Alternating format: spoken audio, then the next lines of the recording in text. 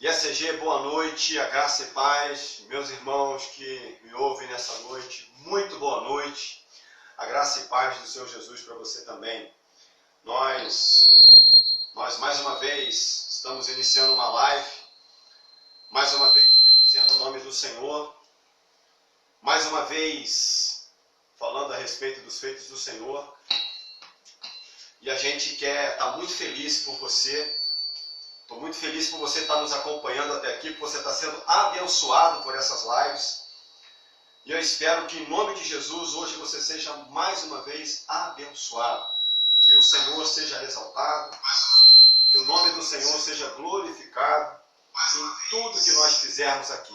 Bom, meus queridos, eu vou dar uma ajustadinha rápida no som, para a gente poder continuar o trabalho. É coisa muito rápida mesmo, fiquem tranquilos. Porque o som está muito alto e acaba que está dando microfonia aqui.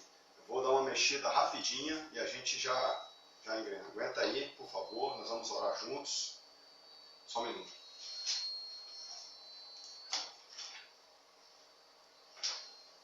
Ok, glória a Deus.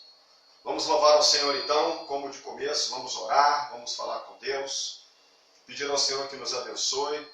Hoje nós vamos falar do capítulo 4, da segunda parte do capítulo 4 de Tessalonicenses.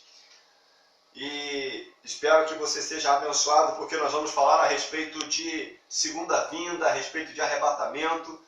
Vamos tirar todas as dúvidas com relação à carta sobre arrebatamento e segunda vinda. E com certeza tem muitas dúvidas que você deve ter também.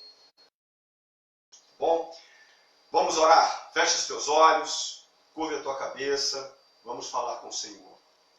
Pai, nós queremos nos colocar diante de Ti nesta noite. Iniciamos este estudo te rendendo graça, glória, honra e louvor, pelo privilégio de mais uma noite poder compartilhar com o Teu povo, Senhor, ensinamentos da Tua palavra. Palavra que é apta, Deus, a nos instruir, a redarguir, a fim de que os homens e as mulheres de Deus estejam prontos e preparados para toda e qualquer obra, Senhor. E eu quero te louvar mais uma vez pela vida da Igreja Evangélica Crescer em Graça, IECG, como nós chamamos, ó Deus. Louvar o teu nome, Senhor, por cada irmão, por cada irmã, por cada família que tem estado conosco nestes estudos, tem nos acompanhado, tem estudado após nós, ó Deus, alguns ao vivo, outros veem o estudo depois. Tenho certeza que estão sendo abençoados e edificados de igual modo, Pai. Muito pela vida do teu povo, Senhor, espalhado por toda a cidade de Resende, por todo o estado do Rio de Janeiro, por toda a região sudeste Brasil, Senhor. Por todo o mundo, por todo o globo, há pessoas enfrentando dificuldades terríveis, ó Deus, para poder estudar a tua palavra. Muitos, Pai, com meias páginas rasgadas, mas aquilo ali é o alimento, é o sustento e é renovo dia a dia. Então, Senhor, eu te louvo pelo privilégio que nós temos, Pai, de poder estudar livremente a tua palavra. Embora em dias de pandemia, como estamos atravessando em casa, poucos encontros, vendo poucas pessoas, mas ainda assim podemos dividir a tua palavra com todos quantos possam ouvir, ver e compartilhar, Senhor. Muito obrigado, Senhor. Fala conosco. Que teu Santo Espírito nos conduza nesta noite, ó Deus, à plena adoração, através do ensino e do aprendizado da tua palavra, por tudo que tu tens feito e por tudo que vais fazer. Em nome de Jesus. Amém. Glória a Deus. Glória a Deus. Eu vou te pedir um segundinho só. Eu preciso ajustar um negocinho aqui no som.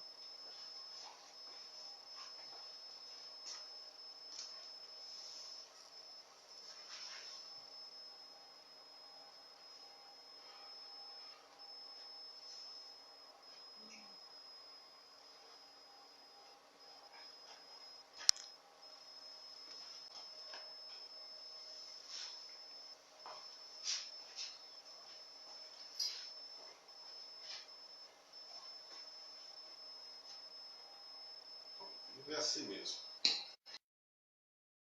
É assim mesmo, meus irmãos. A gente vai se ajustando, vai fazendo, mas o importante é que a essência está aqui, né? Está na oração, está no louvor que nós vamos fazer agora juntos e no estudo da palavra que a gente vai fazer. Vamos louvar o Senhor? Te convido a louvar o Senhor com alegria. Louve ao Senhor nesta noite porque nós temos motivos de sobra para agradecer ao Senhor, né?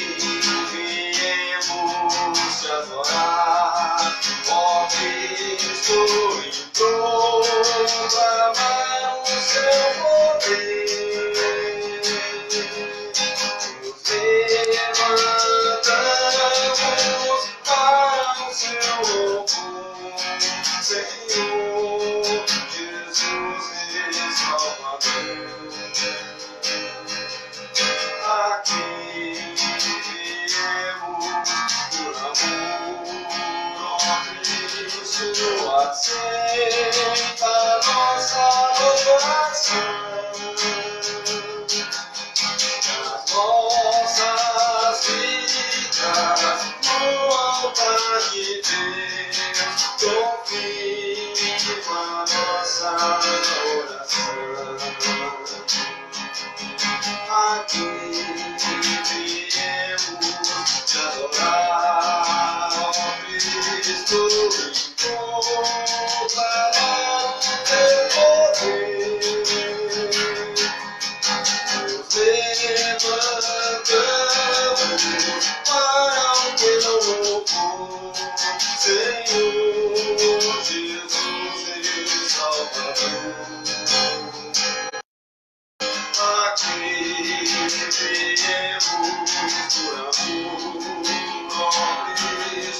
Aceita nossa oração,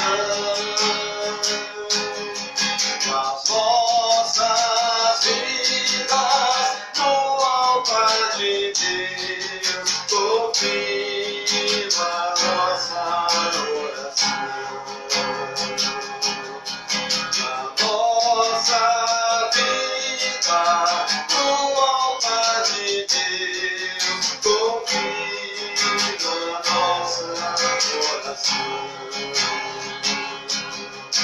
a nossa vida no altar de Deus, confirma a nossa oração. Aleluia. Agora vamos cantar as nossas. As nossas vidas no altar de Deus, confirma as nossas orações. Aleluia, aleluia, oh aleluia, glória a Deus. Ah, Senhor, as nossas vidas diante do teu altar, Pai, confirmam mesmo as nossas orações, Senhor. Aleluia. Glória a Deus.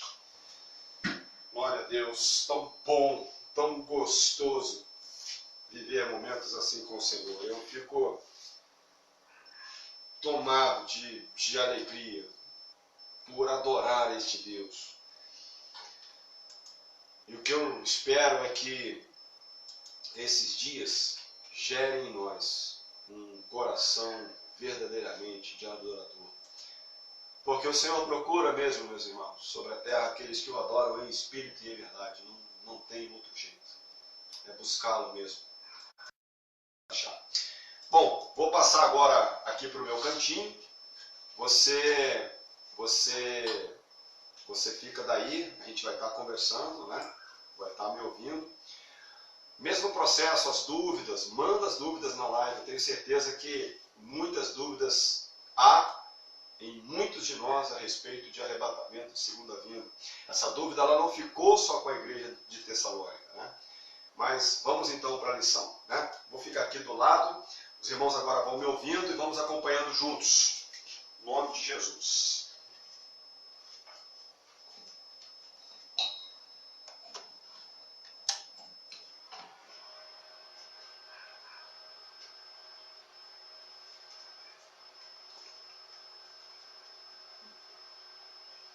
Amém. Glória a Deus. Deixa eu botar no início aqui, porque eu nunca não deixei no início. Uma das coisas que a gente gosta muito de fazer antes de iniciar é lermos o texto o qual nós estamos estudando. E a gente vai fazer isso essa noite também. A gente vai ler o texto que a gente está estudando, porque isso facilita o nosso entendimento. Isso nos ajuda a compreender melhor a lição. O que eu espero é que muitas dúvidas caiam. O que eu espero é que você seja despertado, despertada, para que nós voltemos a viver sobre a perspectiva da volta do nosso Senhor. Amém? Então vamos abrir lá em 1 Tessalonicenses, capítulo 4. É o capítulo que nós estamos estudando. Agora a gente vai para a segunda parte do capítulo 4, mais precisamente dos versículos 13 ao versículo 18. Mas nós vamos ler todo o capítulo. Bom, isso ajuda a gente a se localizar no estudo. Finalmente, nós vos rogamos e exortamos no Senhor Jesus que, como de nós recebestes, quanto à maneira por que deveis viver e agradar a Deus, e efetivamente estáis fazendo, continueis progredindo cada vez mais, porque estáis em as instruções que vos demos da parte do Senhor Jesus, pois esta é a vontade de Deus, a vossa santificação, que vos abstenhais da prostituição, que cada um de vós saiba possuir o próprio corpo em santificação e honra, e não como o desejo de lascívia, como os gentios, que não conhecem a Deus, e que, nesta matéria, ninguém ofenda nem defraude a seu irmão, porque o Senhor, contra todas estas coisas, como antes vos avisamos e testificamos claramente, é o vingador, porquanto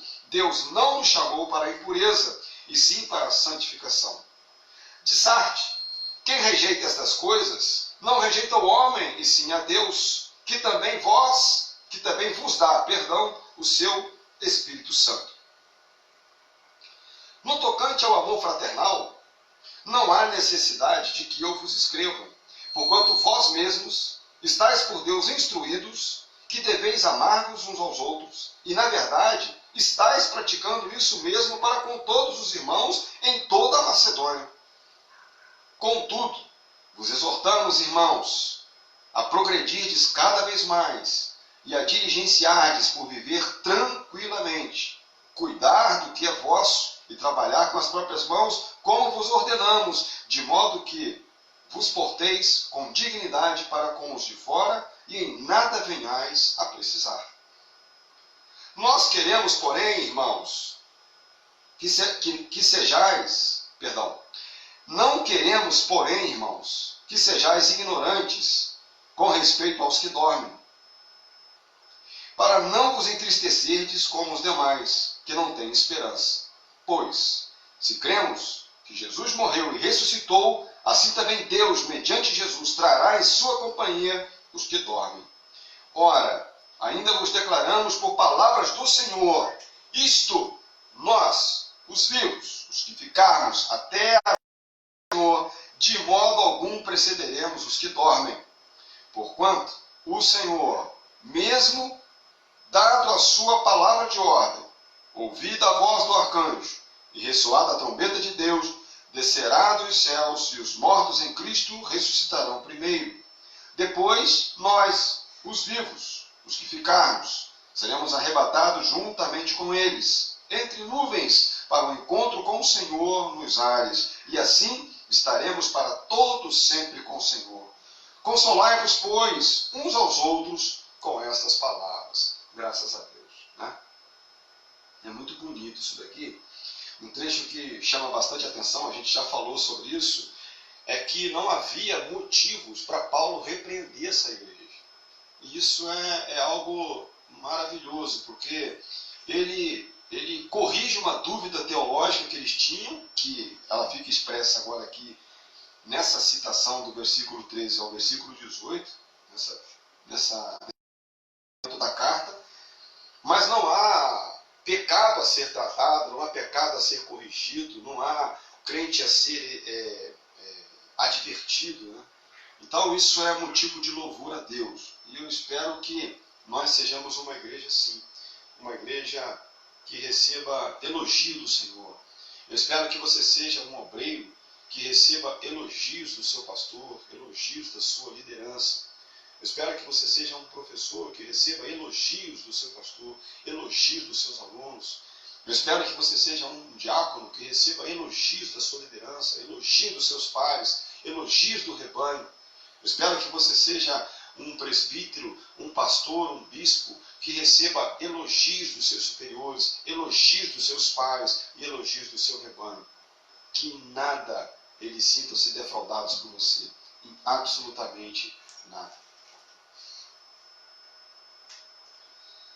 Então nós vamos agora falar um pouquinho sobre essa.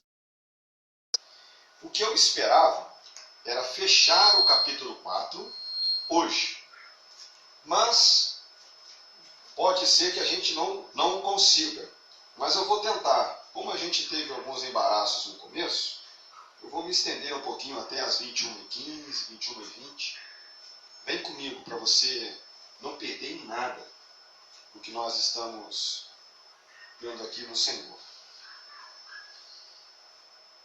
Bom, então nós vamos para a parte 2 do capítulo 4 de 1 Tessalonicenses, onde Paulo vai tratar agora de questões teológicas a respeito da segunda vinda e do arrebatamento da igreja.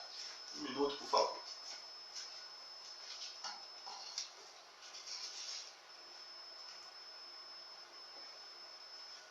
Ok. Nesse inteirinho, tantas coisas estavam acontecendo, né? Só para a gente recapitular, a gente viu que eles estavam passando perseguição, a gente viu que se tratava de uma igreja nova, a gente viu que eles tiveram pouco tempo para um discipulado com o apóstolo, a gente viu que tinham bastante judeus, gregos, mulheres distintas, mas era uma igreja jovem. Uma igreja que falava do amor de Deus com tanta avidez que toda a região da Macedônia e cidades circunvizinhas sabiam do que eles pregavam, de como eles viviam. Uma igreja que no tocante ao amor fraternal não havia necessidade que o apóstolo os escrevesse, porque eles estavam vivendo exatamente isso. Uma igreja que efetivamente viviam a palavra do Senhor, praticavam a palavra do Senhor. E nós podemos tê-los como modelo, porque a palavra é atemporal, e embora sejamos uma igreja do futuro, ou seja, com relação à igreja de Tessalônica, porque é uma distância temporal grande, quase 1000 anos, quase 2000 anos, perdão, para nós, mas é uma igreja em que a vida se aplica à nossa vida. Bem? Ok. Então a grande dúvida dos tessalonicenses era com relação à segunda vinda de Cristo, porque muitos seriam com seus parentes, porque para eles a vinda era iminente.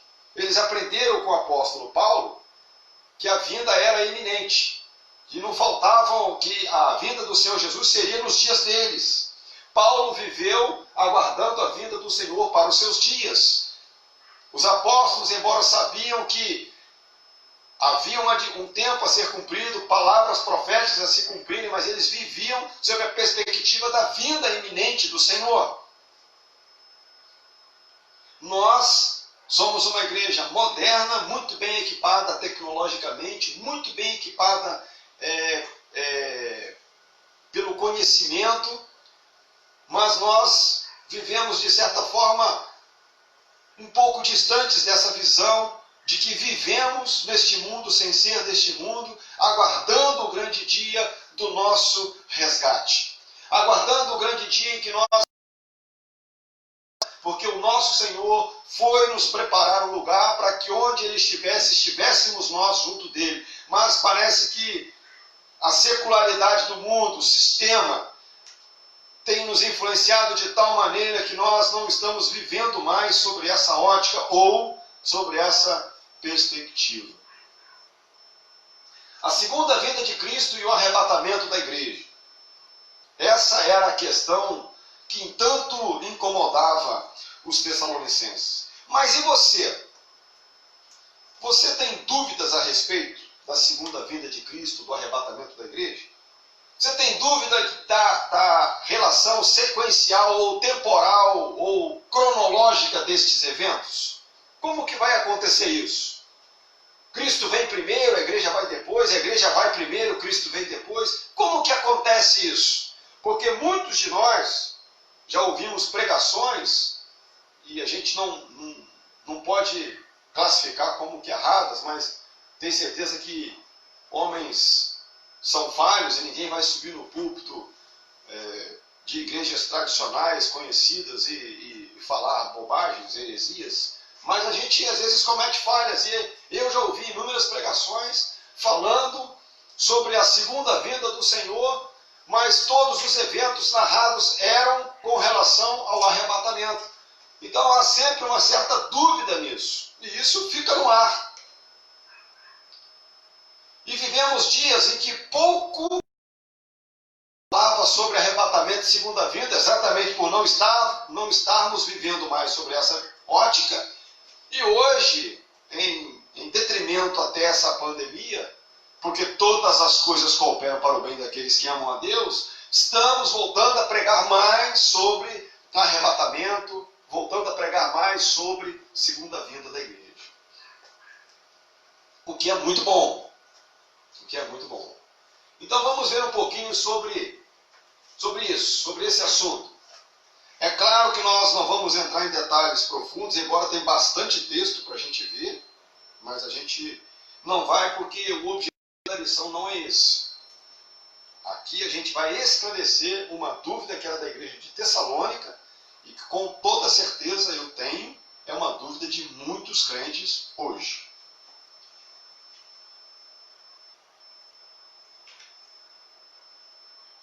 Vamos primeiro falar acerca das visões do arrebatamento. Nós temos 4 linhas teológicas para arrebatamento. Nós temos o arrebatamento pré-tribulacional, nós temos o arrebatamento parcial, a gente tem um arrebatamento no meio da tribulação, e a gente tem um arrebatamento pós-tribulacional, portanto, depois da tribulação. Então vamos por etapa.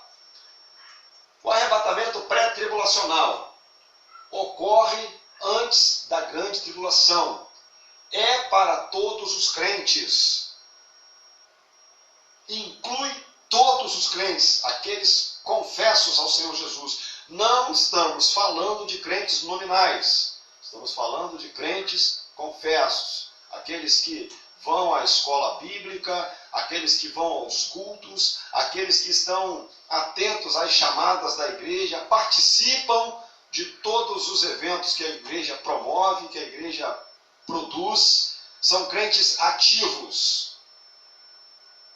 Depois nós temos o arrebatamento parcial, onde serão levados somente os crentes fiéis, os crentes carnais, ou crentes nominais, ou crentes domingueiros, quando vão, são deixados para trás para serem purificados pela tribulação.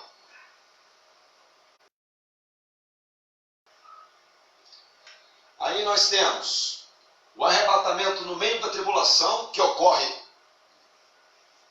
há muitos estudiosos que defendem uma linha de tribulação. Então, este arrebatamento que ocorre no meio da tribulação ocorre entre 3 ou 3 anos e meio de tribulação, onde todos suportam a primeira metade do grande sofrimento. E o arrebatamento pós-tribulacional, ou seja, é aqui da tribulação. Assim, todos os crentes são obrigados a suportar os anos de ira ou os anos de juízo do Senhor nosso Deus. A nossa linha é a linha do arrebatamento pré-tribulacional, ou seja, nós cremos que nós iremos antes da tribulação para o grande encontro com o Senhor. É assim que cremos. Portanto, vamos falar um pouco a respeito dessa linha, e embora crendo nessa linha, nós vamos tirar dúvidas da distinção que existe entre os dois eventos. São eventos diferentes, distintos. A gente não tem ordem cronológica, nem o cronos de Deus para esses eventos, mas são eventos distintos, obviamente subsequentes. Por que cremos no arrebatamento pré-tribulacional? Vamos dar uma olhada em alguns textos de como Deus livrou os seus lá no Antigo Testamento. Vamos ver primeiro Jó, capítulo 19. Jó, capítulo 19, versículo 25 e versículo 26. Jó 19, 25 e 26. Vou dar mais 30 segundos para você abrir.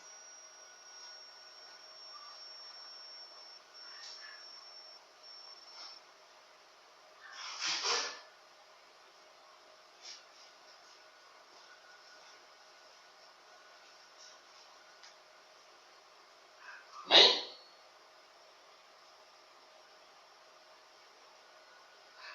Vamos lá. Jó 19, 25 e 26. Agora, eu até coloquei a frase aí, ó. Vejam o entendimento de Jó. Vejam bem. Vamos lá. Porque eu sei que o meu Redentor vive, e por fim se levantará sobre a terra. Depois, revestido esse meu corpo da minha pele, em minha carne verei a Deus. Olha que coisa linda. O que ele está falando aí é da transformação que nós vamos receber do que era mortal em imortal, do que é corruptível em incorruptível, no dia do arrebatamento do Senhor. Olha o entendimento de Jó. Vamos considerar a distância que há de Jó para nós. E hoje nós temos a palavra do Senhor toda compilada, o cânon na nossa mão, e a gente pode ler, reler, estudar, e a gente muitas das vezes não valoriza isso. Vamos dar uma lida em Isaías 57, 1. Isaías 57, 1.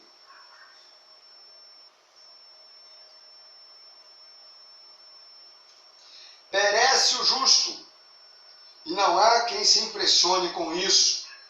E os homens piedosos são arrebatados sem que alguém considere neste fato, pois o justo é levado antes que venha o mal.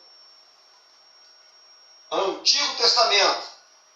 Pois o justo é levado antes que venha o mal. Isso firma a nossa crença e entendimento que nós somos pré-tribulacionistas. bem. Gênesis, vamos voltar um pouquinho. Estou voltando junto com os irmãos, eu gosto também de acompanhar os textos. Gênesis 7, de 1 a 4. Gênesis capítulo 7, de 1 a 4, diz o seguinte: Disse o Senhor a Noé: Entra na arca, tu e toda a tua casa, pois porque reconheço que tens sido justo diante de mim no meio desta geração. De todo animal limpo levarás contigo 7 pares, um macho e sua fêmea. Mas dos animais imundos, um par, um macho e sua fêmea. E também das aves dos céus, 7 pares, macho e fêmea, para se conservar a semente sobre a face da terra. Porque daqui a 7 dias farei chover sobre a terra durante 40 dias e 40 noites, e da superfície da terra exterminarei todos os seres que fiz, e tudo fez Noé segundo o Senhor lhe ordenara. Tinha Noé 600 anos de idade, quando as águas do dilúvio inundaram a terra. Por causa das águas do dilúvio, entrou Noé na arca, e com ele seus filhos, sua mulher e as mulheres dos seus filhos. Então, Deus livrou Noé, os seus e os animais do juízo, para que houvesse semente na terra. Para que houvesse semente na terra. Um pouquinho mais adiante, Gênesis 19,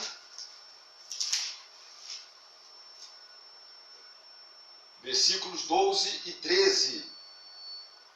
Gênesis 19, 12 e 13.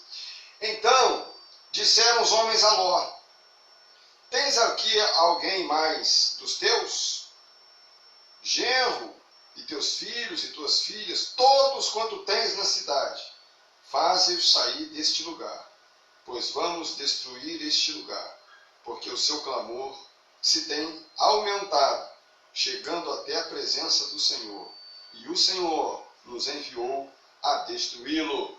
Aqui está falando dos anjos que estavam em Sodoma e Gomorra, que entraram na casa de Jó, que os homens daquele lugar queriam, portanto, conhecer aqueles homens, ou possuir aqueles homens. Depravação. E nós não estamos vivendo dias que está muito distante de Sodoma e Gomorra, meus irmãos. Não estamos. Um pouquinho mais à frente, versículos 19 ao versículo 24, ainda em em Gênesis 19.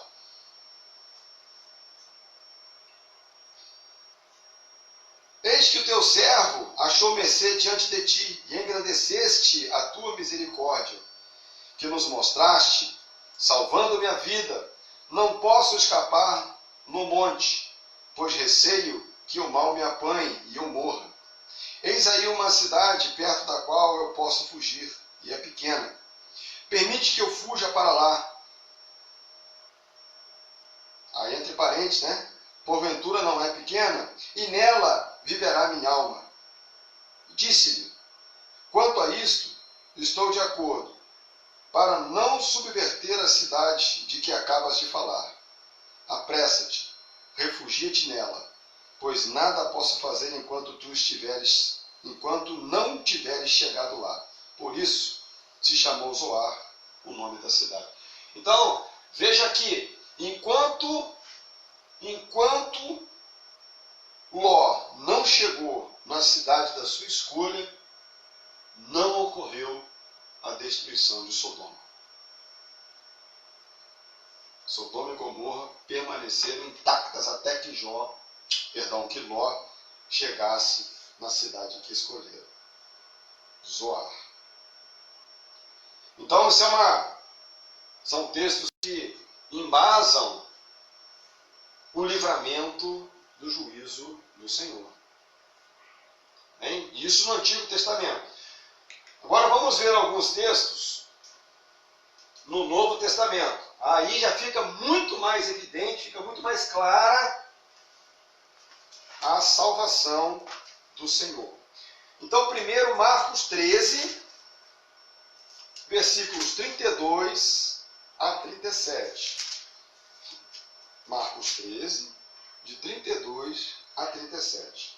Diz assim, deixa eu esperar um pouquinho, né? Um segundinho para você abrir.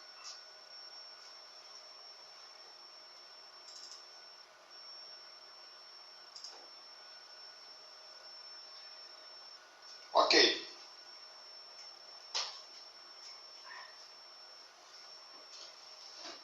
Marcos 13, de 32 a 37. Diz o seguinte: mas a respeito daquele dia ou hora, ninguém sabe, nem os anjos no céu, nem o Filho, senão o Pai.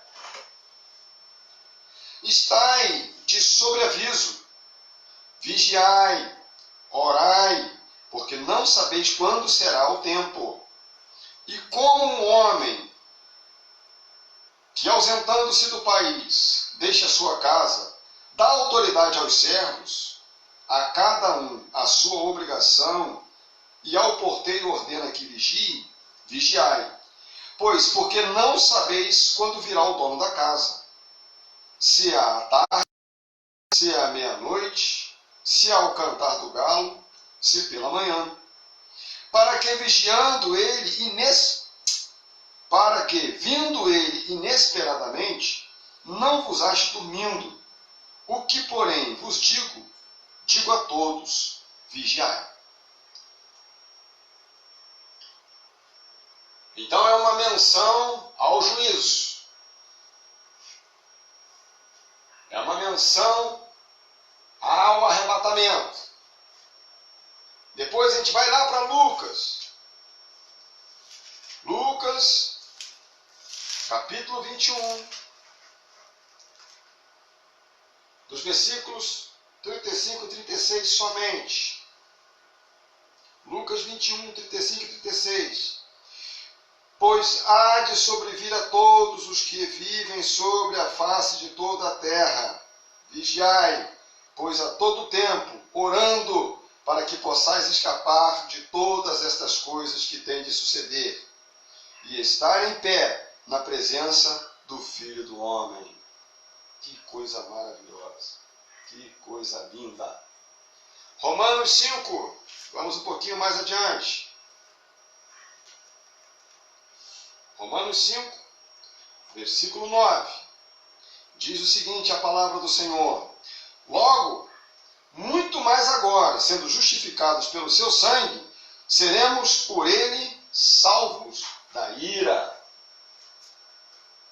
Paulo deixa muito claro isso. Somos justificados no Senhor e seremos pelo Senhor salvos da ira. Se salvo da ira, portanto, arrebatados antes da tribulação. 1 Tessalonicenses 5, vamos mais adiante. Versículo 9. Porque Deus não nos destinou para a ira, mas para alcançar a salvação mediante nosso Senhor Jesus Cristo. Então nós não estamos destinados à ira, não estamos destinados ao juízo, mas à salvação por meio do nosso Senhor Jesus Cristo.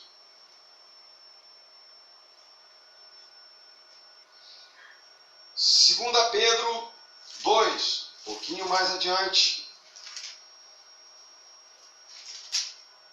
2 Pedro capítulo 2, versículo 9. Diz o seguinte: é porque o Senhor sabe livrar da provação os piedosos e conservar sob castigo os injustos para o dia do juízo. E Apocalipse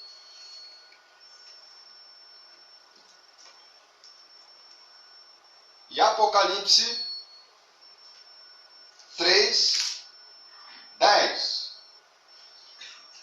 Meus irmãos, vocês estão muito calados. Amém ou misericórdia aí? Estão ouvindo bem? Estão entendendo? Estão acompanhando? Fala comigo. Vamos juntos.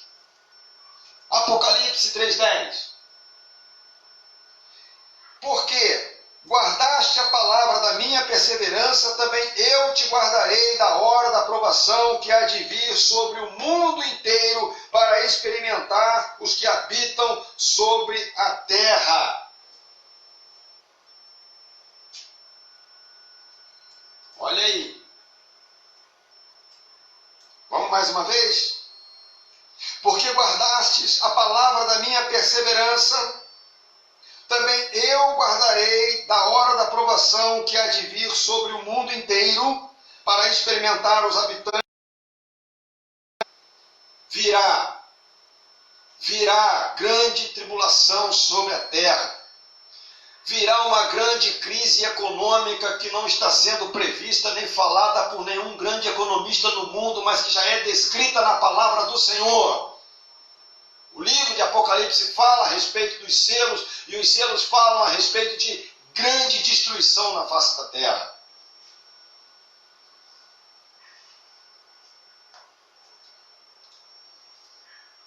Então, nós cremos que somos justificados em Cristo Jesus. Salvos por Ele, isso não vem de nós, é dom gratuito de Deus para que ninguém se glorie, mas seremos salvos da ira vindoura. Louvado seja o nome do Senhor. Amém? Você está aí? Vamos falar um pouquinho sobre a diferença entre os dois eventos. Mas eu queria que você entendesse que são eventos subsequentes, ou seja, um é após o outro. O tempo, a distância de um para o outro nós também não temos. Mas algumas características nos balizam muito com relação àquilo que falamos hoje em Tessalonicenses, que era uma dúvida daquela igreja e é uma dúvida de muitos hoje na igreja do Senhor. Então, vamos ver algumas diferenças entre os dois eventos. E são diferentes, tá? São diferentes. A primeira questão, que embora não está no projeto, a gente precisa entender que o nosso juízo ocorre no ato da nossa morte, ou no grande dia do Senhor, onde, dada a ordem de Deus, ressoada a trombeta do Senhor e a voz de ordem do arcanjo, os mortos ressuscitarão, os vivos serão transformados, ou seja, o que era corruptível e incorruptível, o que era mortal e imortal, o que era mentira e verdade, e vamos ser arrebatados juntamente com os ressurretos e nos encontraremos com o Senhor. Então o nosso juízo é no ato da nossa morte ou no dia do arrebatamento. É a mesma mensagem que o Senhor Jesus deu para o ladrão na cruz. Tinham dois, mais o Senhor Jesus ao meio, para que se cumprisse uma palavra profética de Isaías, que ele seria contado com os transgressores. Portanto, haviam ali 3 pessoas sendo crucificadas. Uma entendeu a sua condição e a outra escarnecia ainda sob o mesmo julgamento. Então vamos trazer para a linguagem de outro. Um diz: Senhor Jesus, você não é o cara, sai daí, você não é o filho do Deus Altíssimo, você não tem todo o poder. Então desce dessa cruz, salva a tua vida, salva a minha também. E o outro repreendeu esse aloprado, esse incircunciso, e disse: rapaz, você não respeita a Deus nem tanto sobre a mesma condição.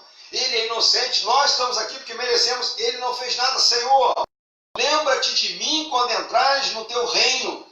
E a palavra do Senhor Jesus, que foi juízo para aquele homem, é juízo para mim e para você. E a resposta foi: em verdade te digo, hoje mesmo estarás comigo no paraíso. Detalhe que ainda não é no reino nem nos céus, mas é no lugar reservado aos santos. Então, juízo. Então, o nosso juízo se cumpre da mesma forma. Se morremos em Cristo, vamos aguardar e nos encontrar com o Senhor. Muito bem. Então, vamos lá. Vamos ver as diferenças. As diferenças. No arrebatamento, o próprio Senhor desce, no arrebatamento ou translação, porque a gente também pode falar que vamos ser transladados, né? No arrebatamento ou na translação, os santos são levados aos ares. Então olha aí a primeira diferença da segunda vinda para a segunda vinda não tem nada a ver com a são eventos distintos. Não temos, mais uma vez, o cronos de Deus quanto à ordem que acontecerá. Mas certamente, o arrebatamento deve ser primeiro do que a segunda vinda. Quanto tempo depois seria a segunda vinda, nós não temos isso. Mas o arrebatamento certamente ocorrerá antes da segunda vinda. Então, olha que coisa interessante.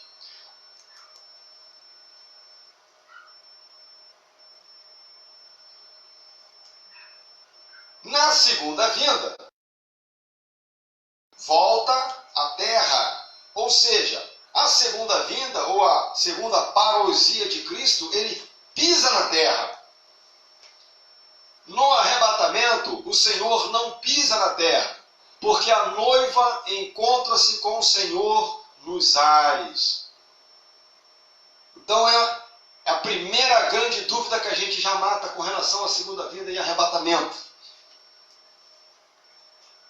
No arrebatamento ou na translação, Cristo encontra-se com a igreja nos ares. Que coisa maravilhosa, louvado seja o nome do Senhor. Na segunda vinda, Cristo retorna à terra com a noiva, com a igreja. Então há distinção, meus queridos. Arrebatamento não é a mesma coisa que segunda vinda. No arrebatamento nós vamos nos encontrar com o Senhor nos ares. Um grande encontro. Na segunda vinda, nós viremos com o Senhor à terra. Aleluia. Oh, glória.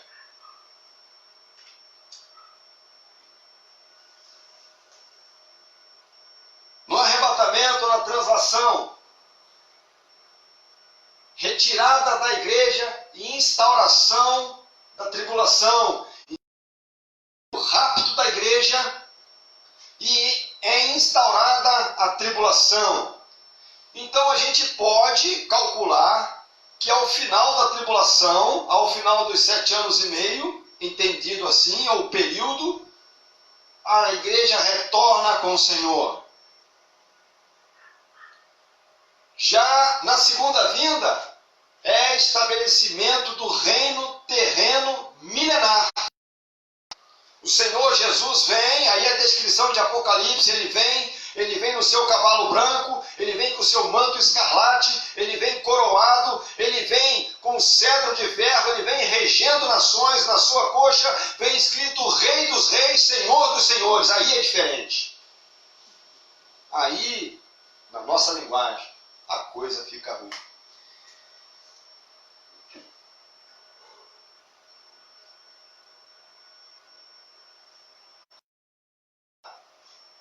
O arrebatamento, a translação é iminente. A segunda vinda é precedida por muitos sinais. Mais uma característica. No arrebatamento ou na translação, isso é iminente. Ou seja, não há palavra profética a cumprir-se para o arrebatamento da igreja. Mas para a segunda vinda,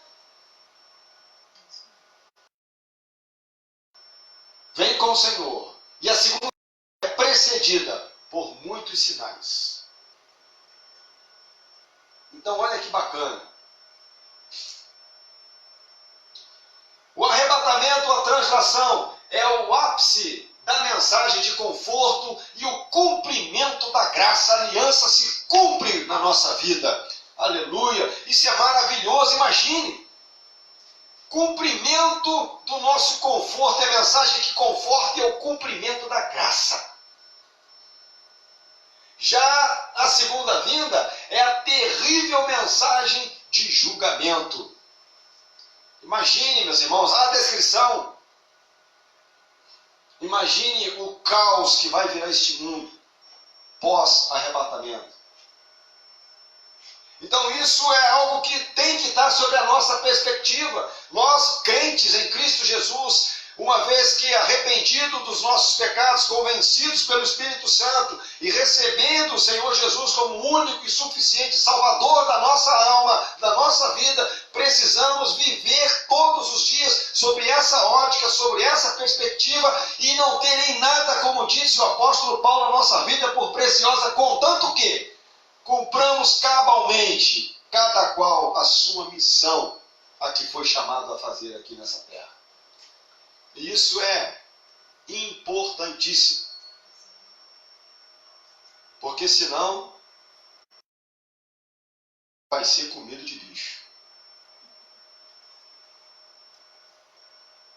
Vamos um pouquinho mais adiante.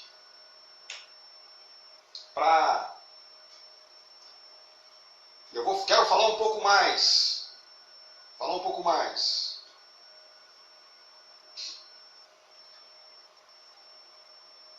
No arrebatamento e na translação, aí é a grande questão. O arrebatamento, ele é um evento relacionado ao plano de Deus para resgate da igreja. Aí incluem todos os cristãos confessos, todos, inclusive judeus messiânicos que confessam o Senhor Jesus como único e suficiente Salvador, todos. A segunda vinda já é um evento relacionado ao plano de Deus para a salvação de Israel e do mundo, ou seja, do restante gentio que receberá o Senhor.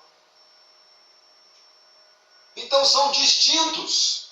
O arrebatamento e a translação é um mistério, meus irmãos, isso não é segredo, isso é um mistério. É mistério de Deus. Está previsto. Não é segredo porque está previsto, mas é um mistério porque a gente não sabe o momento. Isso está com ele, guardado nele. Já a segunda vinda está prevista nos dois testamentos, tanto no Antigo quanto no Velho. Tanto no Antigo quanto no Novo. Perdão, tanto no Novo. Perdão, queridos. Eu estou realmente assim, emocionado. Falar desse assunto é algo que renova, mexe por dentro, dá um up na nossa fé. Que coisa interessante ainda, falando de arrebatamento e de translação, os crentes são julgados para galardão. Pastor, como é que é isso? Vai haver um grande tribunal nos céus, onde nós vamos ser julgados, para galardão, queridos. Na segunda vinda, Israel e os gentios são julgados para a salvação. Então há diferenças gritantes, distintas.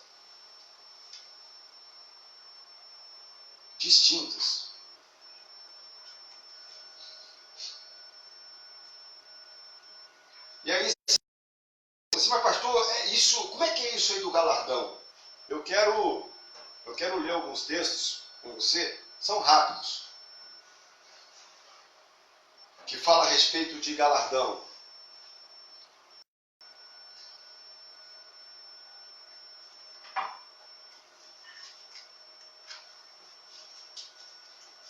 Vamos abrir lá em... Deixa eu só confirmar aqui rapidamente.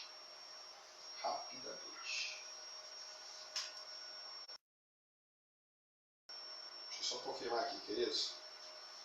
Jogo rápido mesmo.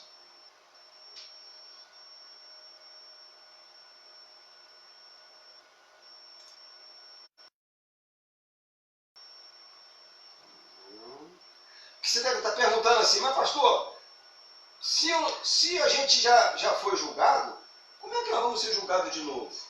Como é que é isso? Pois é. Mas a Bíblia fala que haverá um tribunal lá no alto. E esse tribunal, ele é, como que eu vou dizer? Ele não está ligado ao julgamento mais terreno. Agora já é um segundo plano. Já é algo diferente. Já é algo diferente. Não é mais uma questão somente de julgamento terreno. Você quer ver o negócio? Abre comigo, lá em Romanos 14:10. Vamos dar uma passeada rápida aí na Bíblia. Coisa rápida. Romanos 14:10.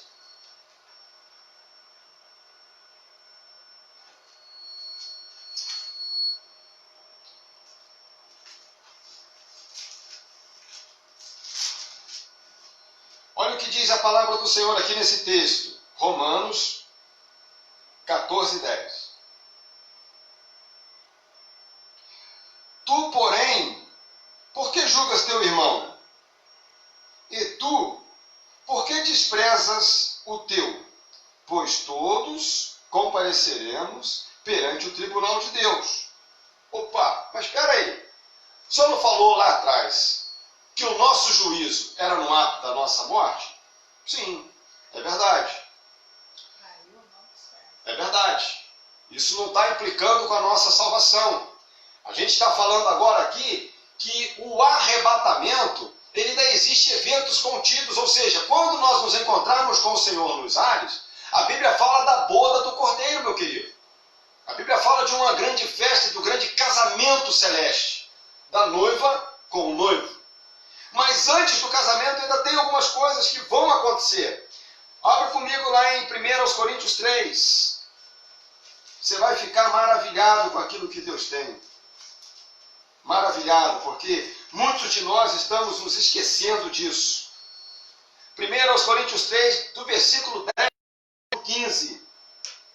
Diz assim: segundo a graça de Deus que me foi dada, lancei um fundamento como prudente construtor, e outro edifica sobre ele. Porém, cada um veja como edifica. Porque ninguém pode lançar outro fundamento além do que foi posto, o qual é Jesus Cristo. Contudo, se alguém edifica sobre o se o que alguém edifica sobre o fundamento é ouro, prata, pedras preciosas, palha, manifesta se tornará a obra de cada um, pois o dia demonstrará, porque está sendo revelado pelo fogo. E qual seja a obra de cada um, o próprio fogo o provará. Pois se permanecer a obra de alguém sobre o fundamento, se permanecer a obra de alguém que sobre o fundamento edificou, este receberá galardão. Se a obra de alguém se queimar, sofrerá o dano, mas esse mesmo será salvo. Todavia, como que através do fogo. Ora, então é claro que vai ter uma premiação no céu. É claro que quando chegarmos com o Senhor nos ares, as obras que foram feitas sobre o ouro passarão pelo fogo, e se aprovadas, galardão, como que de ouro. Se pedra, e passar galardão, como que de pedra. Como vai ser isso? Mas isso é algo que está revelado, não é mistério, e vai acontecer. Cada um vai receber diante do Senhor o seu galardão pelas suas obras. E nós não fazemos obras para que sejamos salvos. Nós somos salvos para fazer as boas obras. Mas é certo que no Senhor todo o nosso trabalho, todo o nosso esforço, todo o nosso empenho não é em vão. E vamos sim ser galardoados cada um pelas suas obras. Então viva sobre a perspectiva da volta de Cristo. E trabalhe com avidez, porque nós vamos ser premiados no céu. Um pouquinho mais adiante, 1 Coríntios 4, do versículo 1 ao versículo 5. Assim, pois, importa que os homens nos considerem como ministros de Cristo e dispenseiros do ministério de Deus. Ora, além disso, o que se requer do dispenseiro é que cada um deles seja encontrado fiel. Todavia, a mim, muito pouco se me dá de ser julgado por vós, ou por tribunal humano, nem eu tampouco julgo a mim mesmo, porque de nada me argue a consciência, ou seja, de nada a consciência dele o acusa. Contudo, nem por isso me dou por justificado, pois quem me julga é o Senhor. Agora olha que coisa linda. Portanto, nada julgueis antes do tempo, até que venha o Senhor, o qual não somente trará plena luz às coisas ocultas das trevas, mas também manifestará os desígnios dos corações, e então cada um receberá o seu louvor da parte de Deus. Então, peraí, tem coisa lá em cima para a gente ainda. Tem coisas lá no alto para nós. Quer melhorar? Quer ficar mais feliz? Quer dar um glória aí? Que agora eu tenho certeza que você vai dar um glória. Vamos para 2 Coríntios 5. 2 Coríntios 5. A gente já está fechando, queridos. Mas eu quero te abençoar nesta noite com esse texto ainda. 2 Coríntios 5, 10. Esse tribunal, meus irmãos, ele não é um tribunal para condenação, será um tribunal para aqueles que já estão remidos, ou seja, nós já estaremos salvos, já estaremos com o Senhor, mas é um tribunal para recebermos de Deus o nosso galardão, segundo as nossas obras e segundo a nossa fidelidade. Imediatamente após o arrebatamento, haverá um casamento no céu, haverá as bodas, e eu penso que até antes dessas bodas, nós seremos premiados. Mas vamos lá. 2 Coríntios 5, 10. Diz assim: porque importa que todos nós compareçamos perante o tribunal de Cristo, para que cada um receba segundo o bem ou mal que tiver feito por meio do corpo. Que coisa linda! Esse corpo aí é corpo de Cristo, querido, é por meio da igreja. Então, meus irmãos, viva sobre a perspectiva da volta de Cristo, sim. Viva sobre a perspectiva do arrebatamento da igreja, sim. Se você viver por essa perspectiva, você certamente vai estar junto na segunda vinda do Senhor. E isso é glorioso, é magnífico, é maravilhoso, indescritível, isso é transcendental, isso falta-me palavras para descrever. Não há palavra humana que descreva tamanha alegria, tamanho gozo, tamanho satisfação. Fato é que arrebatamento acontecerá antes da segunda vinda do Senhor. Fato é que se nós não permanecermos firmes à perseverança, não experimentaremos a boa mão do Senhor. Que o Senhor te abençoe, que o Senhor te dê um restante de semana realmente abençoado. Medite um pouquinho nisso que nós ouvimos. Isso vai estar gravado, vai para o nosso grupo, já está no nosso grupo, né, no Facebook. Vai estar até segunda-feira já no YouTube. Então você pode seguir a gente lá, você pode nos ajudar a manter este canal, vendo, participando desses estudos, compartilhando isso com a família. É bênção, meus queridos. É bênção. Bênção para a minha vida, bênção para a minha casa, bênção para a sua vida, bênção para a sua casa. Vamos orar? Curva a tua cabeça, vamos agradecer ao Senhor. Pai, nós te agradecemos por mais esta noite e por mais este esclarecimento que a tua palavra nos trouxe. Muito obrigado por tudo, Senhor, por tudo que o Senhor tem feito e por tudo que o Senhor vai fazer. Te rendemos graça, glória, honra e louvor e bendizemos o teu nome, ó Deus. Nos ajude, Pai, nos ajude Aumenta, ó Deus, a nossa fé.